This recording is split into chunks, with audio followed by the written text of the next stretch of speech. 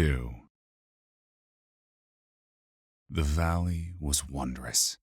Verdant green grass flowed in every direction, spreading through a dozen varieties of trees that did not exist back on Earth. Some were silver-barked and tall. Others were thick-trunked wonders whose umbrella of colorful leaves blanketed the world in chromatic beauty. The chirps of birdsong flowed through the canopy. Gryph felt at peace and inhaled deeply.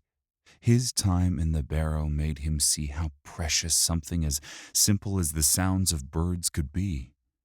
The valley reminded him of the Swiss Alps, if the same mind who'd created the wondrous land of Oz had painted the Alps. After the horror of the Barrow King and the humbling shock of facing Alaron, it had been a welcome salve to Gryph's mind and his soul. Wick and Tifila were inseparable, reminding Gryph of the reunion of a soldier and her husband after the war. As he had then, Gryph smiled, his heart filling with both genuine happiness for his new friends and profound sadness at how alone he felt in this world, despite his new friends. "Where are you, Bryn?" Gryph's mind flashed back to his arrival in the realms. He had come to find his sister, to save her from a tech billionaire turned despot. He had known next to nothing about MMORPG, gaming in general, or the tropes of fantasy when he'd entered the game that had turned out not to be a game at all.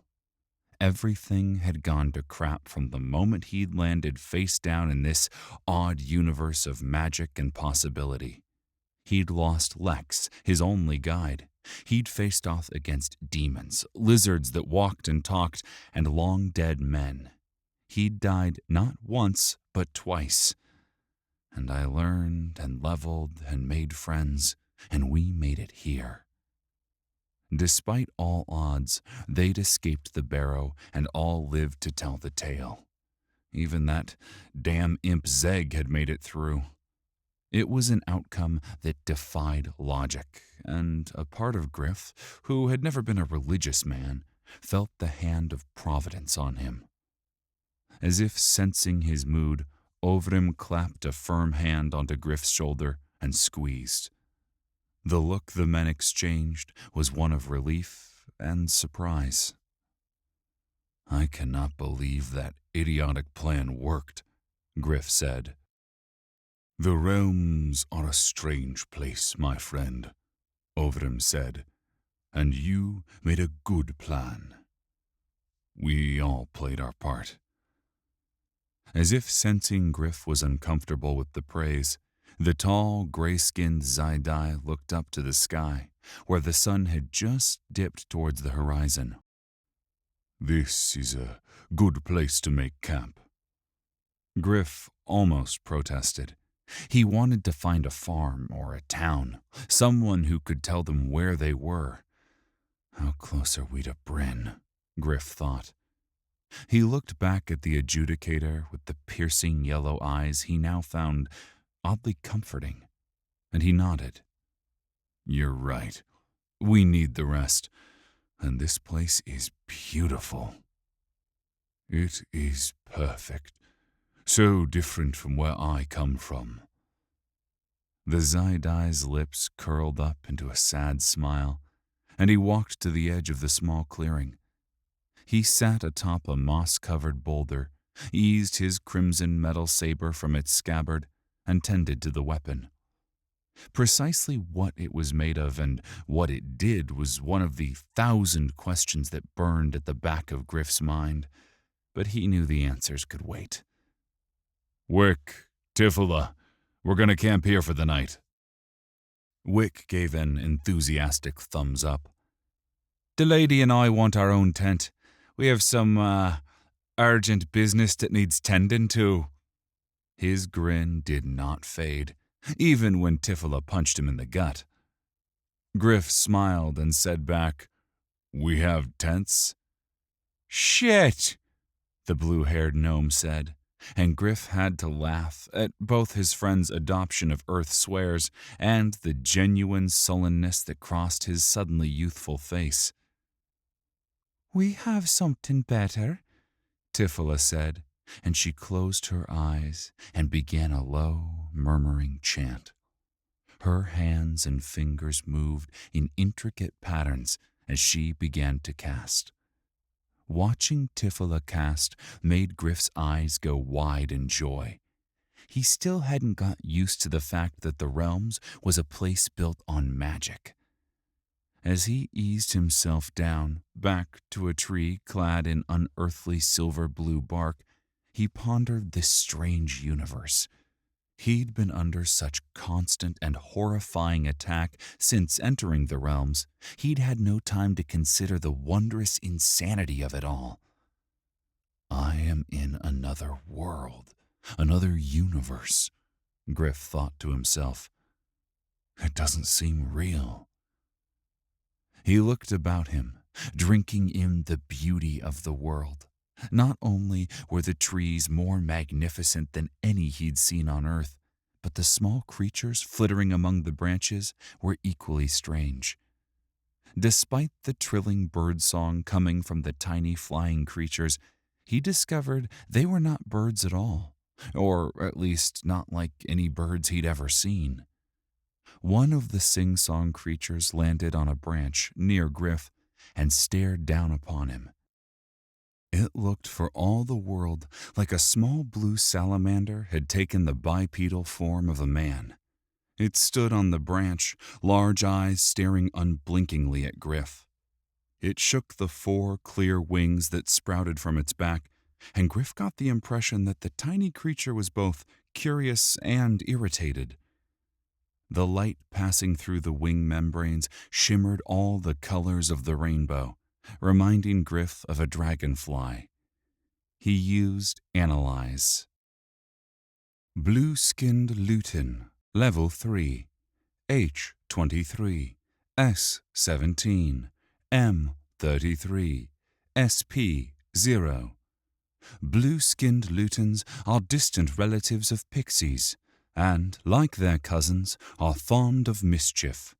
While they lack the mental faculties, culture, and intellectual capacity to be considered truly sentient, they are lovers of the wild places of nature, and consider the sentient bipedal races to be irritating pests.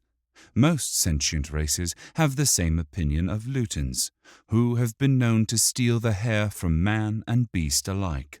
Strengths unknown. Immunities unknown. Weaknesses unknown. Gryph pulled his dagger from the sheath at his waist. The lutin jerked backward, hiding behind a branch. "I'm not going to hurt you," Gryph said, having no idea if the creature understood him. He moved his dagger slowly up and cut a lock of his long silver hair. He returned the blade to its home and tied a small knot, securing the individual strands. He held the bunch up to the flitting creature. It stared down upon him with an unmistakable look of greed and jumped from branch to branch, coming ever closer to Gryph. It cocked its head from side to side, its wide green eyes hungry, and its tiny 3-fingered hands grasping. "It's okay," Gryph said with a nod and a smile. The creature took to the air, hovering a few feet above Gryph. Its eyes went from him to the strands of hair and back to him. Gryph nodded again, and then, in a blur of motion, the lutin sped down, grabbed the bunch, and zipped back to its branch. A trill of pure pleasure erupted from the small creature, and it flitted off faster than Gryph could follow. "You're in for it now," Wick said, with an undertone of laughter. Gryph turned towards his friend. "What do you mean?" With a grin and a nod, Wick sent his eyes skyward. Gryph looked up to see a cloud of lutins looking down upon him. He smiled at the group of multicolored, flying little men for a moment, but then they swarmed. Gryph was suddenly surrounded by a haze of trilling song and lightly humming wings. His hair moved up and around him in a halo of silver as the cloud of lutens pulled his hair to and fro. Ah! Gryph screamed in panic, feeling mildly claustrophobic as dozens of the tiny creatures snipped strands and flew away with their prizes. He swatted at them, but they easily dodged his clumsy attempts to defend himself. Gryph's mind flashed back to a time when he was in his teens and Bryn had wanted to play hairdresser. The haphazard chopping his sister had given his hair had taken weeks to grow out. This time, Gryph somehow knew it would be worse. Wick was laughing at him, and he decided that the pesky gnome deserved a thrashing if he ever extricated himself from this rainbow cloud of amateur stylists. Just as Gryph started to panic, a warm pulse of air flowed over him and pushed the lutens away like tumbleweeds in a breeze. "Oh, Tiff, you couldn't give him a few more minutes," Wick said through his chortles of laughter. Gryph stood, rage battling embarrassment as he flitted away a few more imaginary lutens. His heartbeat calmed, and his eyes snapped to Wick. The gnome couldn't contain himself, and his laughter forced him to bend over, one finger held aloft in a "give me a moment" gesture. "Dickhead," Gryph muttered as his eyes spazzed back and forth, seeking the cloud of miniature enemies. Wick fell over, unable to control his laughter, and even Ovrim grinned at him in mirth. Tifala walked up, a sympathetic look on her face. "How bad is it?" Gryph asked. "It looks good," Tifala said, and held her laughter for a whole 4 seconds. "It's very fashionable," she sputtered between chortles. "Perfect," Gryph grumbled, and he felt a tickle on his neck and spun spastically around, looking for more lutens. "Don't worry, they won't be back for a while," Tifala said. "How can you know that?" Gryph sputtered, still swatting phantom lutens away. "I cast Heart of the Home, a life spell that creates a safe haven we can camp in. It is a sphere about 30 feet in diameter that will shield us from all but the most powerful of creatures. From the outside, it will look like more forest, and it will subtly suggest to any beast we are likely to encounter that food, shelter, water, or whatever else they seek is in another direction. It isn't a perfect defense, but it'll feel more like home. Come, we all need to eat and rest." She gave Gryph one last grin and tried to hold back her mirth. She almost succeeded. They ate and rested and laughed. To Gryph's relief, the laughter wasn't all directed at him.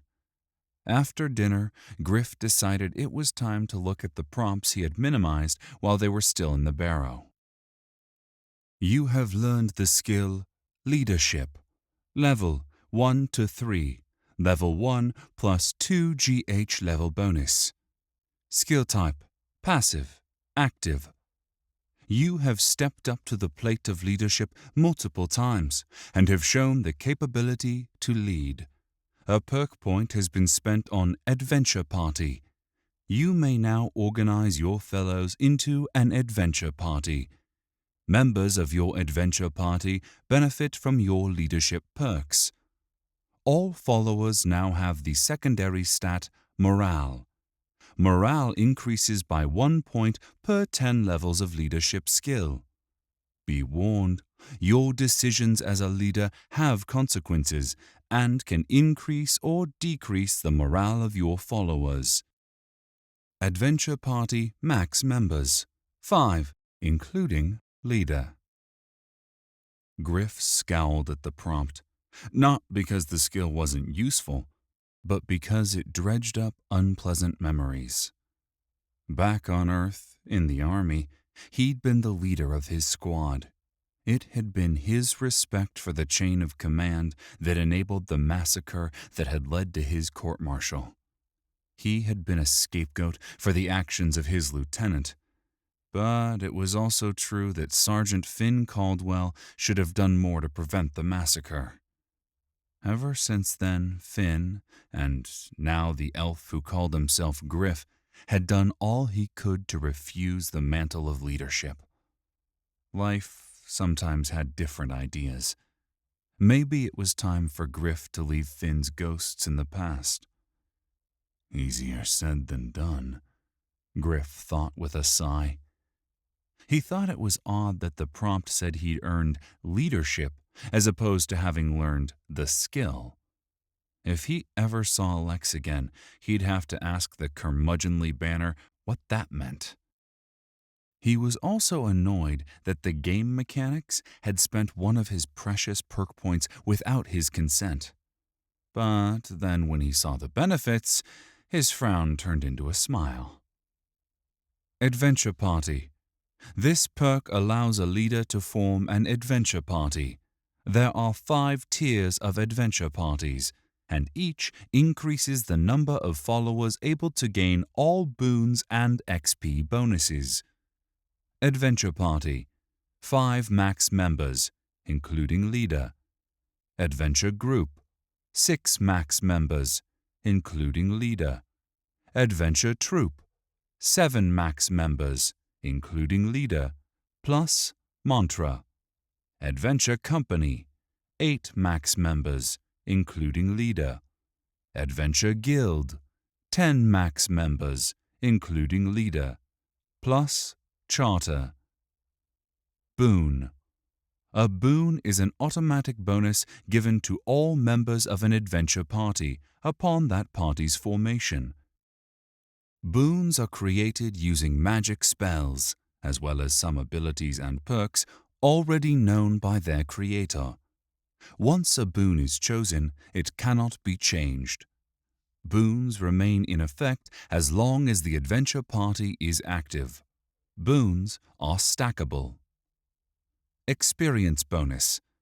A bonus to experience gained and shared by an adventure party. Note: the leader of an adventure party can gift all members with any defensive spells they cast at the cost of 1.25 mana per member. Gryph already knew the power of Adventure Party. Ovrim had activated it during the battle against the Barrow King, and the Zydai's Adjudicator's boon had been invaluable, perhaps the key to their survival. He was a bit peeved that there was no explanation for mantra and charter, but imagined it was another must-be-discovered type of knowledge the realms seemed so fond of tossing his way. Warmth rushed through his body, and he sensed the new perk hovering at the edges of his awareness. He tagged it, and another prompt came up. Do you wish to start an adventure party? Available members: Wick, Tifala, Ovrim, and Zeg. Maximum members: 5, 4 plus yourself. Duration: until cancelled. Gryph loses consciousness, is mentally controlled, or killed. Cooldown: not applicable. Available boons: none. XP bonus: 0. Yes or no? He wasn't a fan of the phrase, until Gryph is killed. It suggested such an eventuality was inevitable, despite his ability to respawn and the apparent immortality it granted him. He'd also forgotten all about Zeg, but his option to add the irritating imp suggested that he was lurking somewhere close. Hopefully he's met the Lutons, Gryph thought with a sly grin that quickly turned to a frown as his hand moved unbidden through his badly shorn hair. With a grunt of annoyance, Gryph tapped no. There was no point in starting an adventure party now, but he wanted to be familiar with the interface when the time came. He dumped another perk point into Boon 1. You have created Boon Level 1.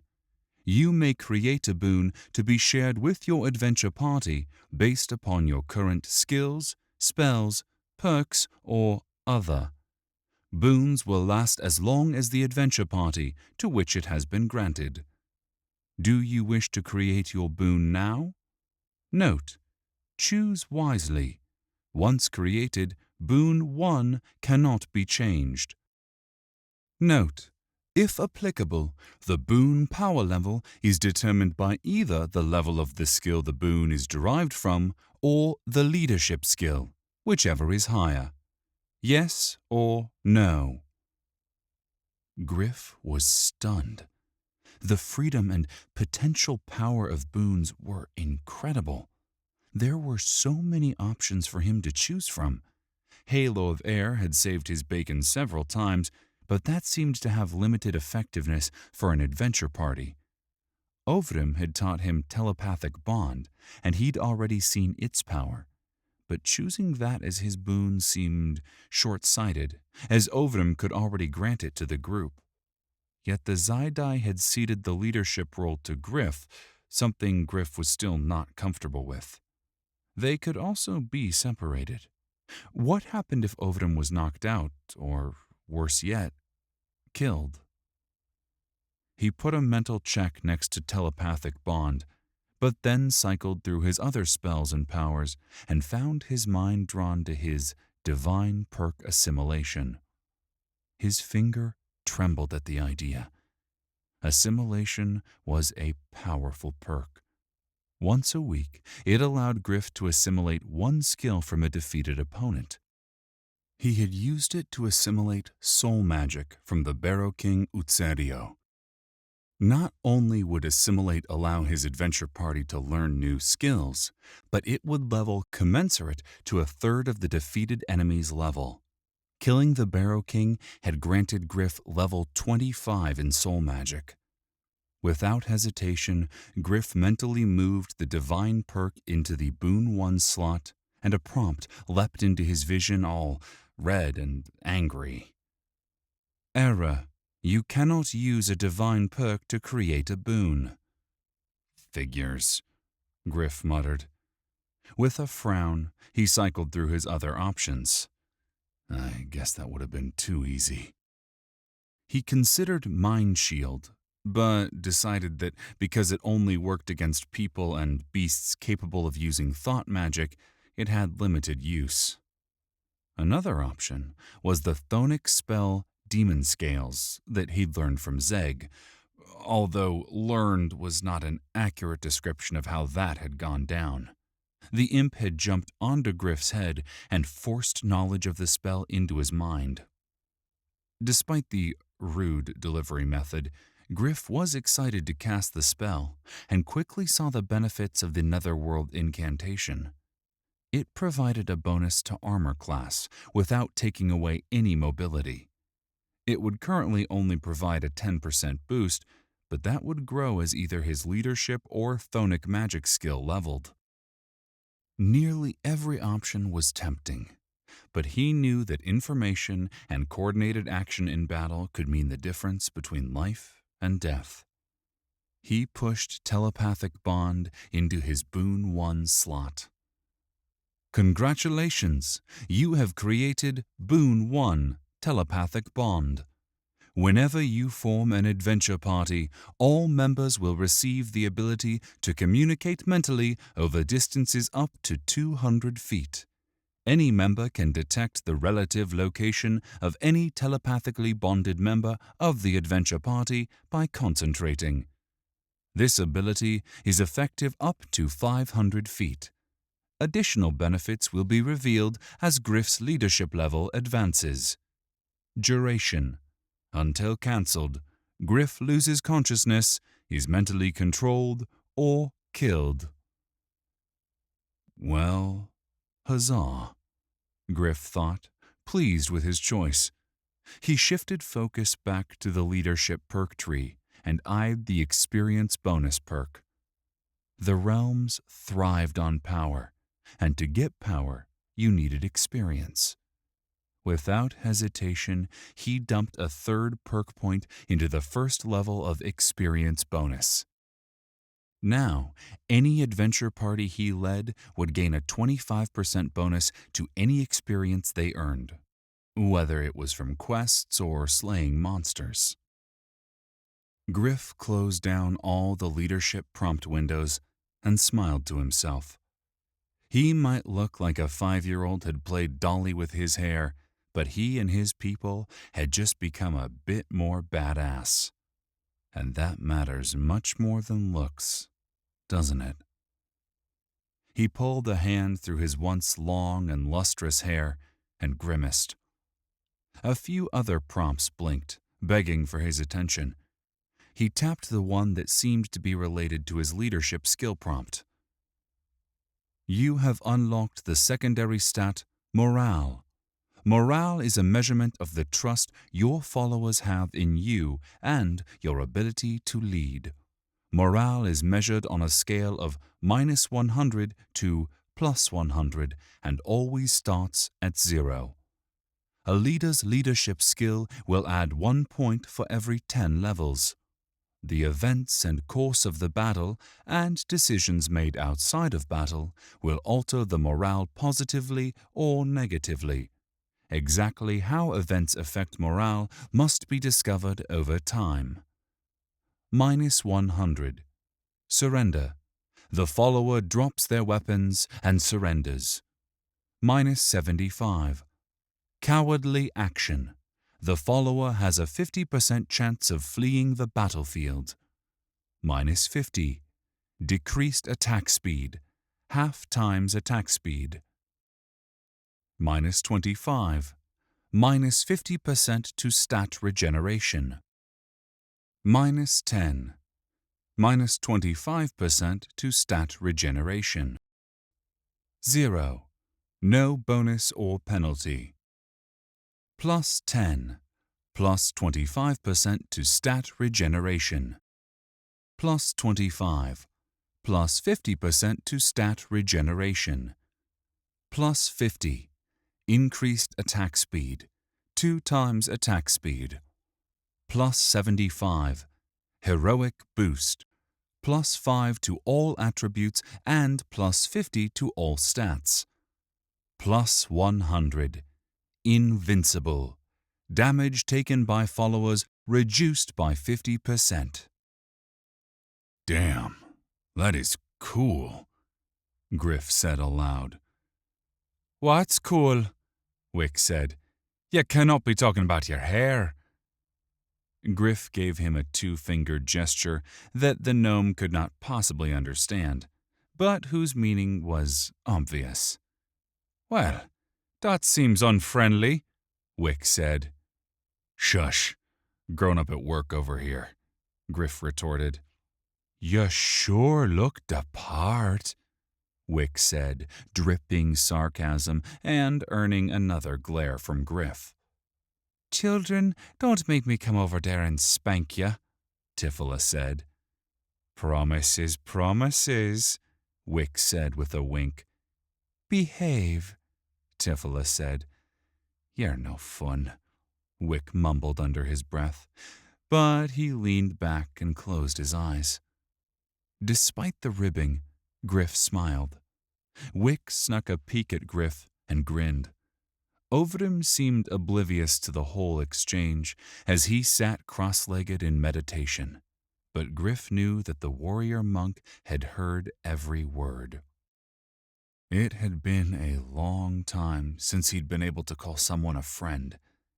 The fact that he now genuinely considered all 3 of his odd companions true friends both warmed his heart and made him wonder just how much weirder his life would become. Gryph returned to his prompts with a chuckle. You have reached Apprentice tier in Soul Magic. With this tier boost, the skill has gained a new ability. You can now use the tier ability Soulbind. Soulbind allows you to engage in a battle of wills with a creature or beast. If you win, then you can bind that creature or beast to your will, effectively making it your pet or servant.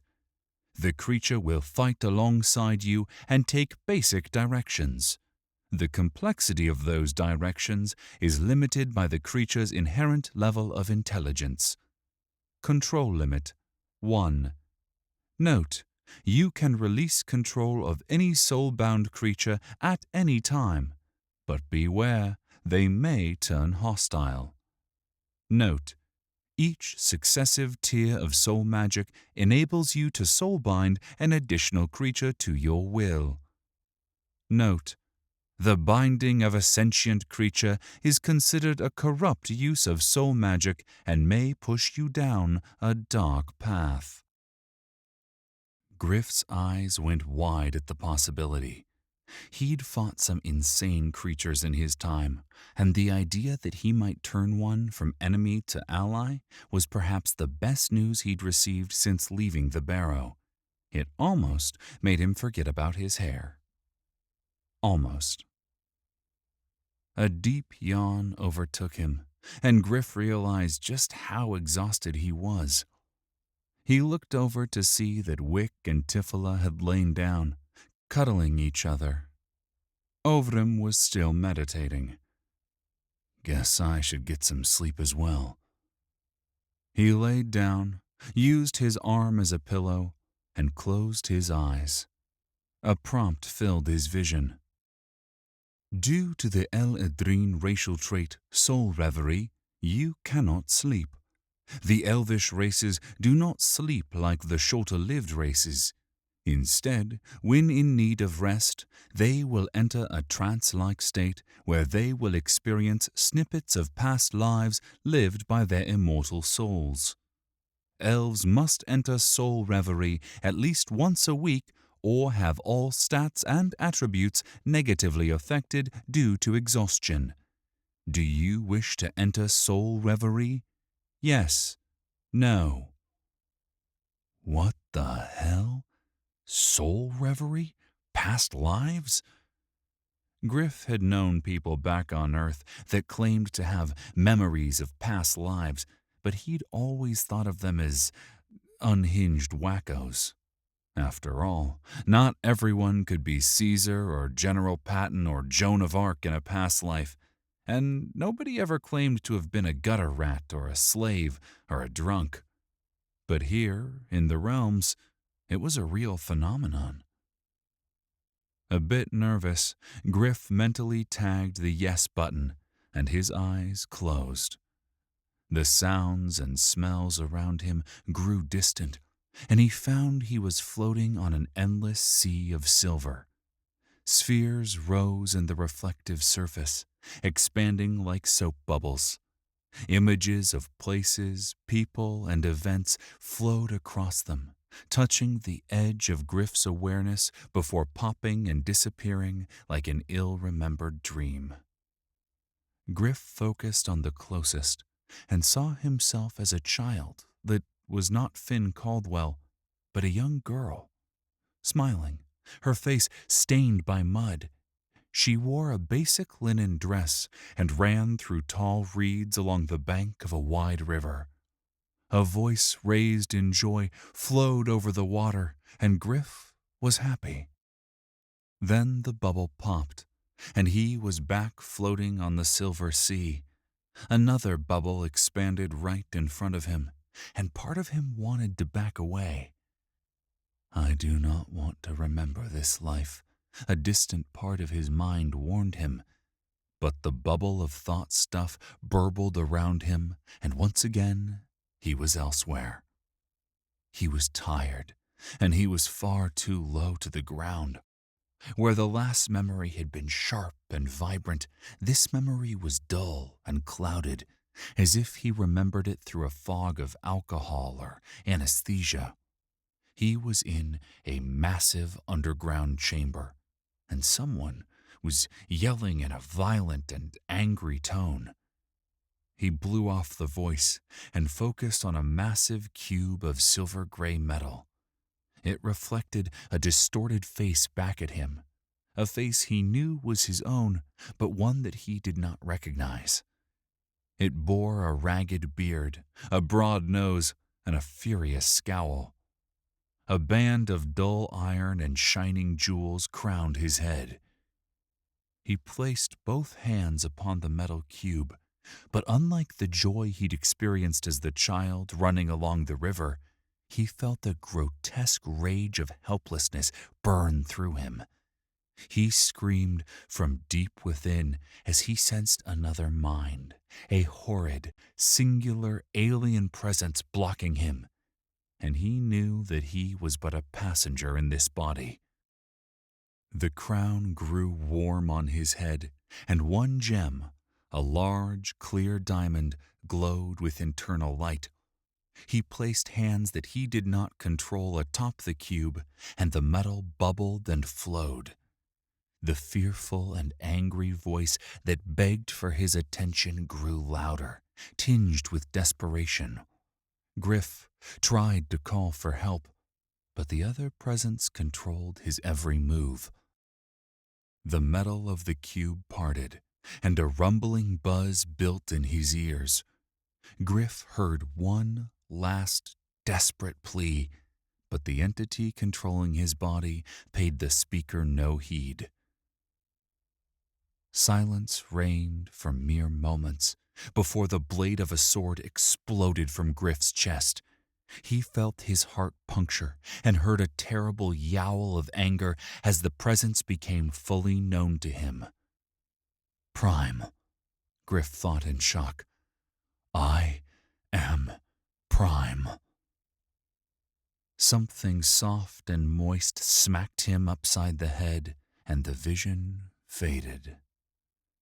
He was back on the sea of silver as thousands upon thousands of bubbles rushed to the surface before popping like boiling water. Gryph started to panic when another wet, slurping something smacked into his head, and he was back in the forest. A piece of ripe fruit, similar to a peach, dripped down his temple and onto his lap. Gryph stared up in irritation to see Zeg hanging from a tree branch. Get up, uglies! Big Harry coming! Gryph tried to process what he had just seen, while simultaneously wondering what the hell the irritating imp was blathering about, when an unearthly howl split the night, and his irritation, like the memories of his past lives, faded.